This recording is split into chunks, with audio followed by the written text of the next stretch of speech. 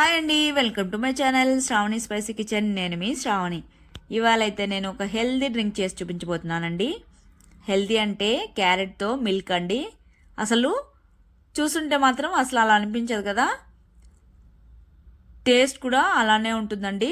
ఒకసారి చేసి పెట్టారంటే మాత్రం తప్పకుండా మళ్ళీ అడిగి మరీ చేయించుకుంటారు.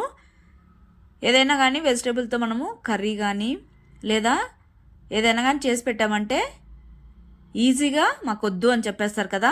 ఈ విధంగా ట్రై చేసి పెట్టండి, ఖచ్చితంగా అయితే ఇష్టంగా తాగేస్తారు. అసలు ఇదేంటి అని అడగకుండానే తాగేస్తారు, అంత టేస్టీగా ఉంటుంది. సో లేట్ చేయకుండా అయితే ప్రాసెస్లోకి అయితే వెళ్ళిపోదాం. ముందుగా అయితే ఇక్కడ నేను ఒక 4 క్యారెట్లు తీసుకొని పైన స్కిన్ మొత్తం ఈ విధంగా పీల్ చేసేసుకోవాలి. అన్నింటికి ఈ విధంగా పీల్ చేసేసుకున్న తర్వాత వాష్ చేసేసుకొని ఒక ప్లేట్లోకి తీసుకోవాలి. తర్వాత ఇక్కడైతే నేను ఒక క్యారెట్ని 4 పార్ట్స్గా డివైడ్ చేసేస్తున్నాను. మీకు నచ్చిన సైజులో అయితే కట్ చేసేసుకోవచ్చు. ఈ విధంగా క్యారెట్ని మీడియం సైజుగా కట్ చేసేసుకొని పక్కన పెట్టేసుకోవాలి. తర్వాత కుక్కర్ తీసుకొని కుక్కర్లోకి ఒక గ్లాస్ వాటర్ వేసుకొని అందులోకి మనం కట్ చేసి పెట్టుకున్న క్యారెట్ ముక్కలు కూడా వేసేసుకోవాలి. తర్వాత ఒకసారి మిక్స్ చేసేసుకొని మూత పెట్టుకొని 5 to 6 విజిల్స్ వచ్చేంత వరకు స్టవ్ మీద పెట్టుకోవాలి. అంటే ఇవి బాగా సాఫ్ట్గా కుక్ అయిపోవాలి. అప్పుడే క్రీమీగా టేస్టీగా ఉంటుంది క్యారెట్ మిల్క్ అనేది. ఇక్కడ విజిల్స్ అన్నీ అయిపోయాక స్టీమ్ వెళ్ళిపోయిన తర్వాత మొత్తం క్యారెట్ ముక్కల్ని ఒక ప్లేట్లోకి తీసేసుకోవాలి. ఈ విధంగా మొత్తం క్యారెట్లన్నీ ప్లేట్లోకి తీసుకున్న తర్వాత చల్లారనివ్వాలి. చూడండి, ఇక్కడ ఈ విధంగా సాఫ్ట్గా కుక్ అయిపోవాలి.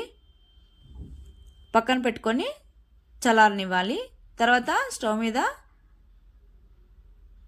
పాన్ పెట్టుకొని ఇక్కడ నేనైతే 1/2 లీటర్ పాలు వేసుకుంటున్నాను. పాలు అనేవి మరీ మరగాల్సిన అవసరం లేదు, ఒక పొంగు రానిస్తే సరిపోతుంది. మంటను మాత్రం సిమ్లోనే పెట్టుకోవాలి. ముఖ్యంగా అయితే ఓపికగా మనం క్యారెట్ని మిక్సీ పట్టుకున్న తర్వాత వేసుకుంటాం కదండి, అప్పటి నుంచి మంటను మాత్రం సిమ్లోనే పెట్టుకోవాలి. పాలు విరిగిపోకుండా ఉంటుంది, అలానే టేస్ట్ కూడా బాగుంటుంది. క్యారెట్ని ఈ విధంగా సాఫ్ట్గా మిక్సీ పట్టేసుకున్న తర్వాత మనం పాలు మరిగించుకున్నాం కదా, ఇందులోకి వేసేసుకొని ఈ విధంగా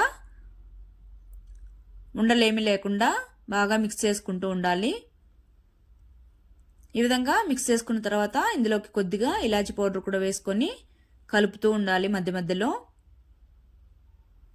ఈ విధంగా కలుపుకున్న తర్వాత ఇక్కడ డ్రై ఫ్రూట్స్ మీకు నచ్చినవి వేసుకోవచ్చు. నేనైతే బాదము అలానే క్యాష్యూ నట్స్ బాగా చిన్న చిన్న ముక్కలుగా కట్ చేసుకొని వేసుకున్నాను. వేసుకున్న తర్వాత ఒకసారి మిక్స్ చేసేసుకొని ఇందులోకి కుంకుమ పువ్వు కొద్దిగా వేసుకొని ఒకసారి మిక్స్ చేసేసుకోవాలి. తర్వాత ఇక్కడ నేను 2 స్పూన్స్ షుగర్ యాడ్ చేస్తున్నాను. మీ రుచికి తగినంత మీరైతే వేసుకోవచ్చు. 2 స్పూన్స్ అయితే సరిపోతుంది లైట్గా తినే వాళ్ళకైతే. మరీ ఎక్కువ స్వీట్ తినే వాళ్ళకైతే ఇంకో 2 స్పూన్స్ ఎక్కువ వేసుకోండి. తర్వాత ఒక బౌల్ తీసుకొని 1/2 కప్పు వాటర్ తీసుకొని ఇందులోకి 1 స్పూన్ దాకా కస్టర్డ్ పౌడరు ఉండలేమి లేకుండా ఈ విధంగా మిక్స్ చేసేసుకోవాలి.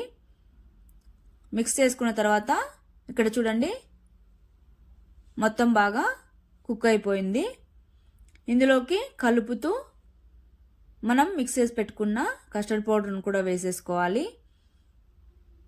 వేసుకున్న తర్వాత ఈ విధంగా కలుపుతూనే ఉండాలి.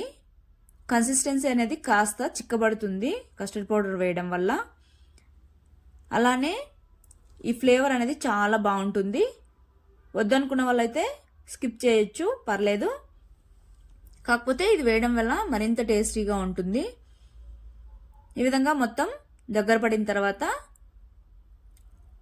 స్టవ్ ఆపేసి సర్వ్ చేసేసుకోవడమే. వేడివేడిగా సర్వ్ చేసుకున్నా పర్లేదు, ఫ్రిడ్జ్లో పెట్టుకొని తాగినా పర్లేదు, భలే టేస్టీగా ఉంటుంది, హెల్త్ కూడా చాలా మంచిది. తప్పకుండా ట్రై